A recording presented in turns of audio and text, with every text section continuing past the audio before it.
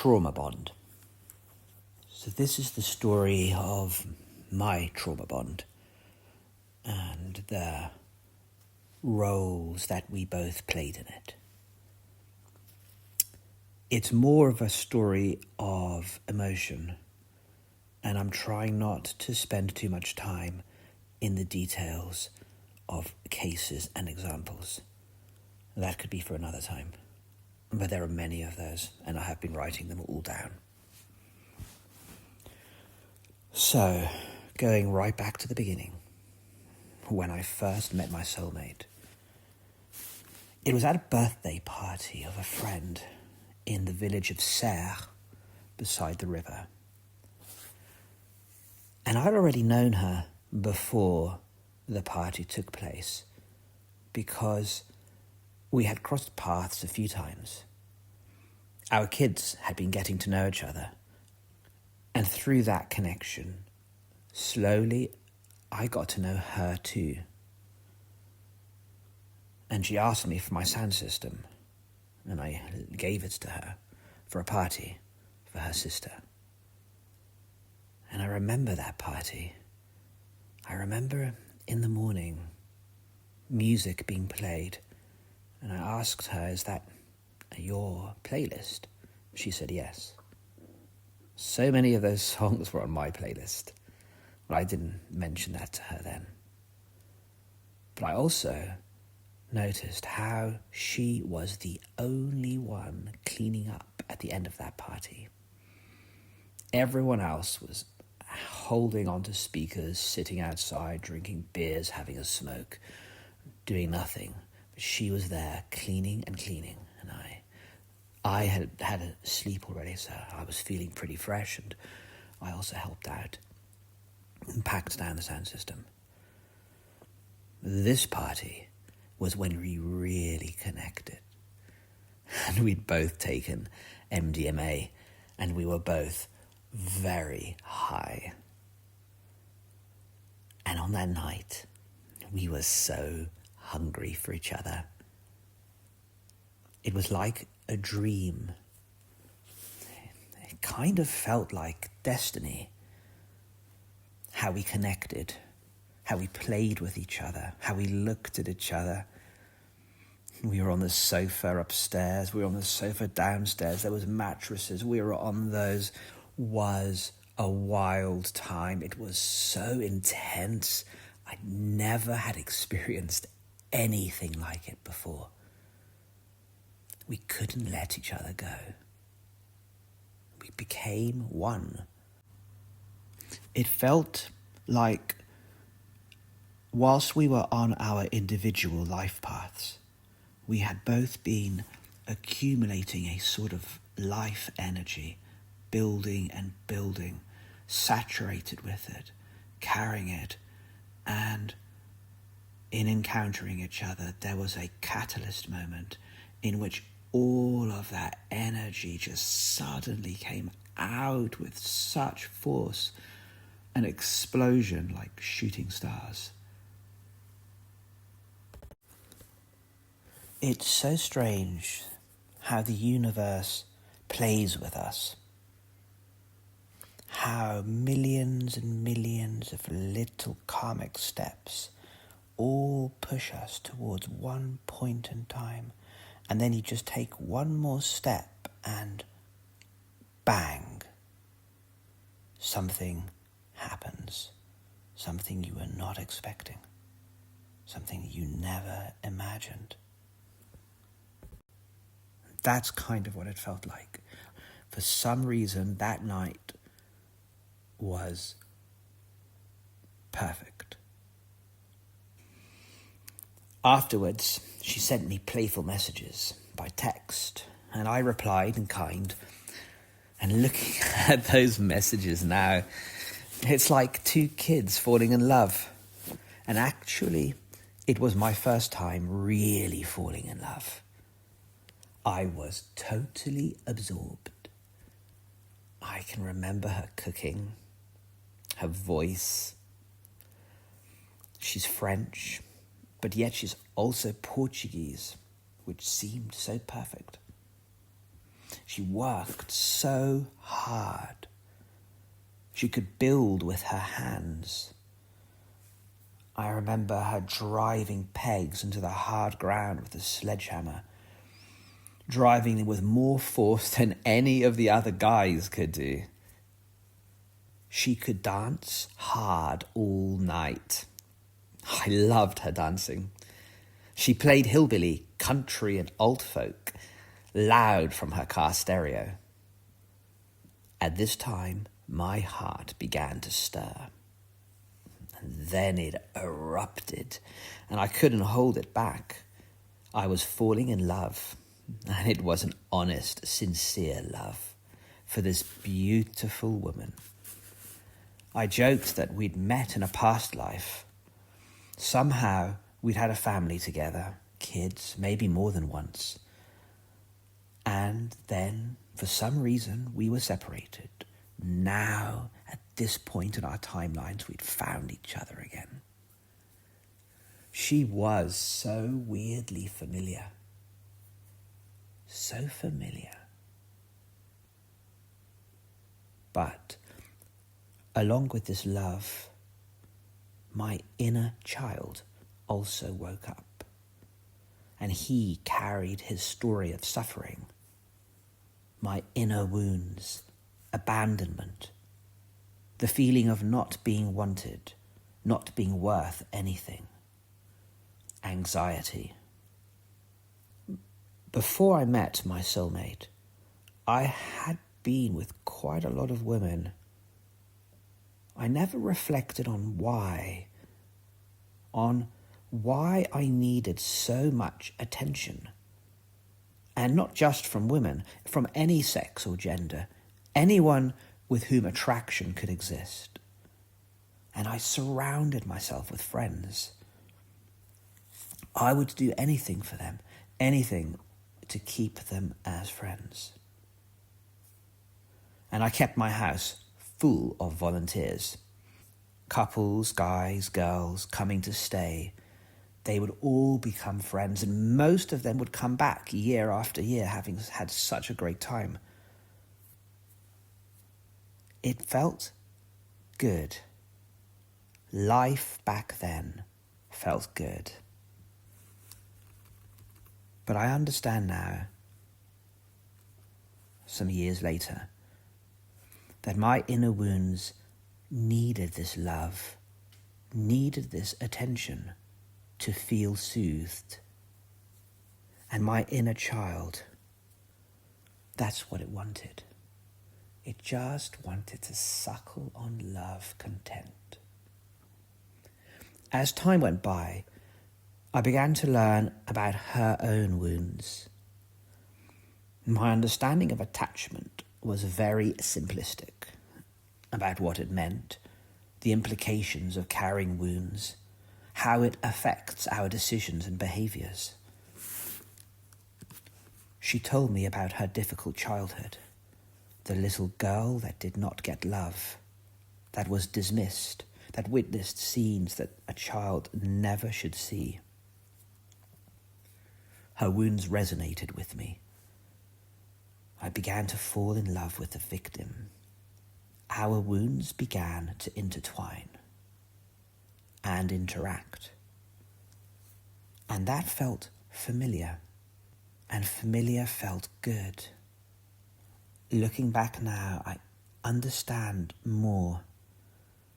That hot and cold, that emotionally available, emotionally unavailable, that was a pattern that came from my childhood, from my early childhood. That's why it felt so familiar, and it was not healthy. But now my anxiety began to bubble up, and she noticed, she commented. And it's kind of weird because I never had anxiety like that before in all my years. I suppose because I was so busy with such a busy social life, always surrounded by friends, I suppose I was always able to regulate. I never needed to learn how to do it myself, and never had the anxiety as a result of that. Still, at times, we also learnt about each other's wounds and how we could nourish each other as we became more aware of these wounds coming up and how it was affecting our relationship.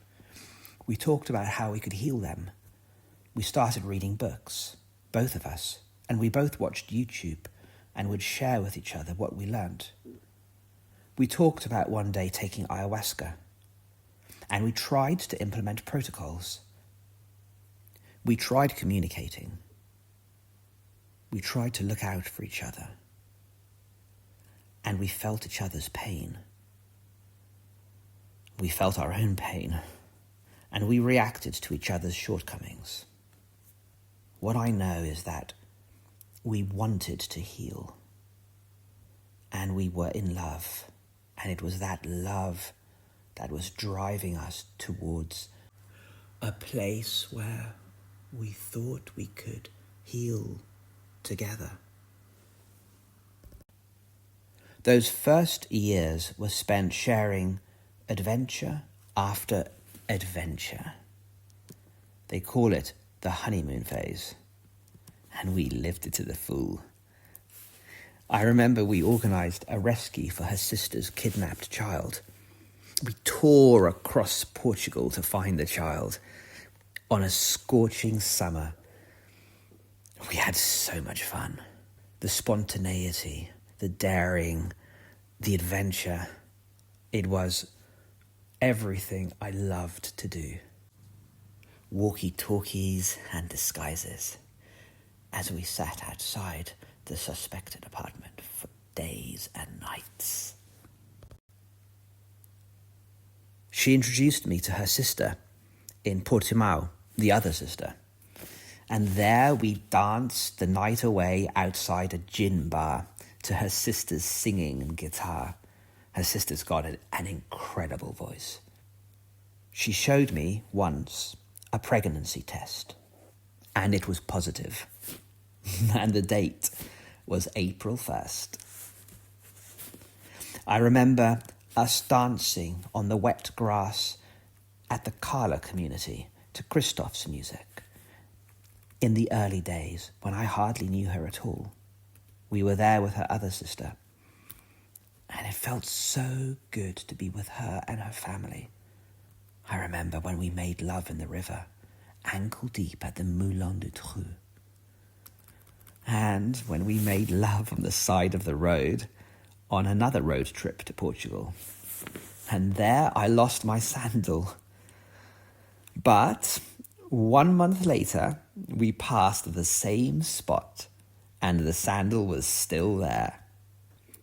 We flew our family to Morocco because for a year we dreamed of having this memory.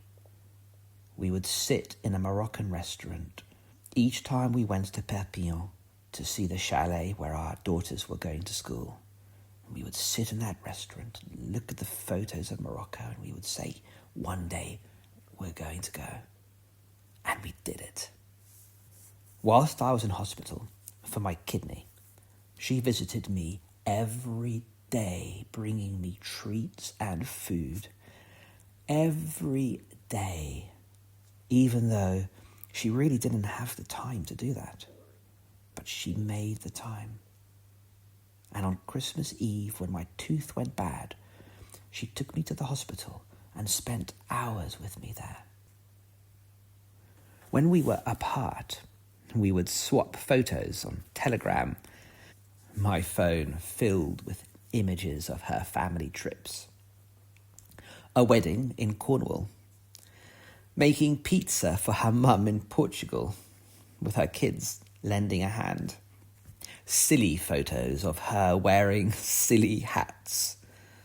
And in the post arrived a box filled with wildflowers picked from the garden of her mother, with a letter. But sometime in the 2nd to 3rd year, I began to feel my soulmate was stepping back. The honeymoon phase was over. Our brains had been rushing with the flood of serotonin and oxytocin and dopamine and adrenaline, but now we were depleted, and there was no way of hiding our flaws. My soulmate began to step back, and I don't know exactly when or why this happened. My anxiety was evident. It was high. And perhaps this is what gave her the first push. Or more likely, it was my weakness for intimacy, for reassurance. When she read my phone messages with old lovers, messages that were recently exchanged, there were words that cut her deep and eroded her trust in us. I never had sex with anyone else, and I never wanted it. Never. But I needed intimacy, and that need was consuming me. I would tell her it's just my personality. It's just how I am. I'm just an intimate sort of person. I don't want sex, but I need attention. I don't know why I never unpacked that to where it really led to. I just accepted that it was a part of me. There was a time when I shared a bed with an old friend. We were just lying there, feeling safe and feeling loved. But that must have hurt so much.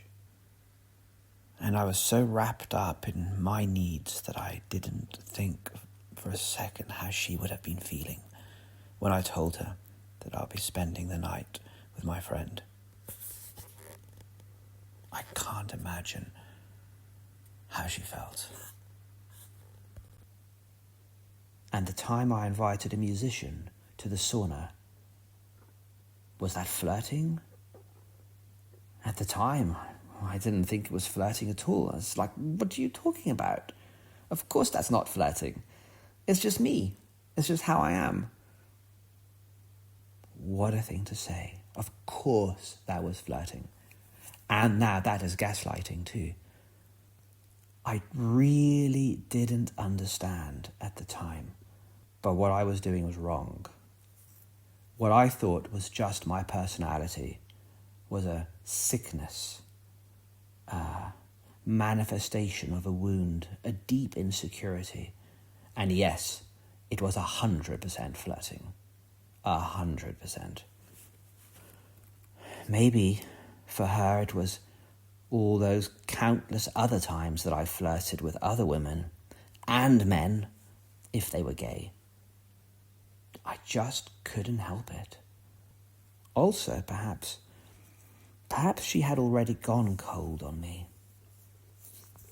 Perhaps I was just looking for reassurance from someone else to fill an emerging absence. I mean, it doesn't really matter how it started. It's not about blame to pass around. It's about me needing to acknowledge my mistakes so that I do not repeat these ever again in my life to anyone. So we began to try new things to invigorate the relationship, to rekindle the flame. Talk of threesomes, bedroom fantasies, that quickly became more than fantasies. But bad intentions and poor communication made these attempts at reinvigorating our relationship backfire. It was not more fuel for our fire that we needed. It was healing, deep, personal healing. But I was still lacking the wisdom to see this. I just wanted us to be locked together. I convinced myself that threesomes were what we wanted, first with girls and then with boys. And a lot of our last 18 months was spent clumsily trying this approach. But it did not help me. My anxiety was now reaching new heights.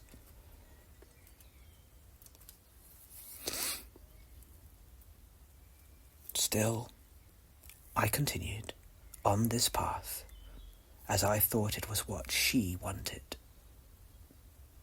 Was she bored with me? Was she bored with our sex? Was I going to be replaced?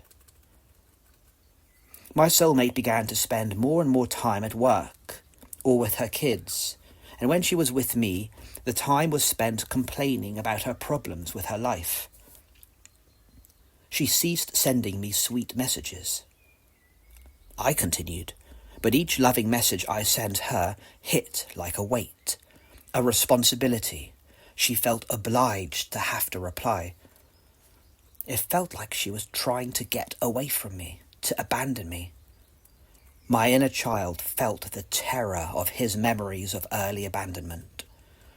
And so now I worked harder and harder to not lose her. I cooked meals. I gave her massages at night. I repaired the van. I paid for the construction of her bedroom. She had once told me lovingly that it was our bedroom. I gave her my oak bed. I showered her with gifts. I listened attentively, and if she mentioned there was something that she needed, I would get it for her. She never asked for anything, but if she mentioned something she needed, I would get it for her. Tights, shoes, jumper, kinky outfit, utensils for the kitchen, tools, firewood, an electric blanket for her little daughter. I made myself present to listen to her when she talked about life, her mum, kids, work, taxes, her ex-husbands. And in this last year, I forgot who I was. I forgot my own needs. I felt if I could only make her better, then she would not leave me. It felt that her own core wounded needs were surfacing strong. She would tell me that she needs space from me, distance, for unspecified times, so that she can regulate. Not knowing when I can come back left me feeling like I was in suspension, my life frozen, waiting for her call. She stopped smiling at me. She has a beautiful smile. She smiled all the time, but it felt that when she caught my eye, the smile would drop, replaced with a frown. The scariest thing was that it looked so unconscious an act, like she could not hide any longer her true feelings. She found affection to be suffocating, my affection. She felt trapped, angry. Sometimes she would speak to me, but the words were cruel. They hurt me. She would say she needs other men in her life, but she won't fulfill her need because she does not want to hurt me. But she did not see that these words cut me deep. Now, time together no longer felt safe. Not for me, and not for her. I was draining her. Her hot and cold towards me was exacerbating my nervous system. Our inner children were both screaming. My soulmate began to feel more and more trapped, a prisoner. I was her prison. She began to suspect that this was all intentional by me, a manipulation, a cruel mind game of control. I had never loved her. It was all an illusion. I had no empathy, no heart, and she was my victim. She felt betrayed. She lost all trust in us. She wept many times. She began to have panic attacks. I stood and watched all this unfold, my soulmate falling to pieces, and I did not know how to help her. I was distraught. I did not know what to do. My anxiety was now at heights that I had never felt before in my life. I was so nauseous. I was not sleeping. To regulate myself, I had relied on my soulmate being emotionally available to me. I lacked the wisdom to see this error, and without her being emotionally available, I was unable to calm myself down. I could not think. My heart felt like it was tearing. I needed a way out. In the last days of our relationship, I brought up the idea of making it an open relationship. One last, desperate, blind stab at a way through this. I thought she wanted it. She had said so before, but I was always too afraid. Maybe this would make her happy, and then if she is happy, I will be able to calm down. And the thought of intimacy with someone else when she was no longer available, well, that would soothe my anxiety. The suggestion backfired. She rejected it. It made her sad and angry and confused. And something died that day. And everything we had fell apart. This is what people call a trauma bond. Waking up each other's wounds, reliving the suffering, calming down, and then repeating the cycle again. I needed help. We had separated. I did not know what would happen next with my soulmate, but I knew for myself that I could never go through this experience again. It was too awful, the pain. I reflected. I revisited my mistakes. I felt the shame. The behavior I thought was pure love, but was always tainted by my insatiable need to be loved myself. The control and manipulation that I used to try and keep a hold of my soulmate, to keep her close to me so that I could be soothed. At times of panic, when I overstepped her boundaries, I would gaslight. I would bend the truth to try and repair the damage. I was so ignorant. I already had a therapist. Now I bought books. I subscribed to an online course. I reached out. 2 people offered to anchor me for support. Every day is another small step of healing, and every day I feel more whole. But every day is still filled with emotion. The suffering takes time to rewrite. As I look back over these 4 years, I am still engulfed with emotions. These were the best years of my life. Years in which I found someone that I truly loved to share that time with. And the good memories, they did not end with the end of that honeymoon phase. Right up until the end of our relationship, we continued to build good memories.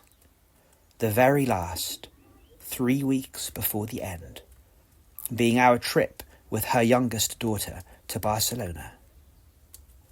And yet,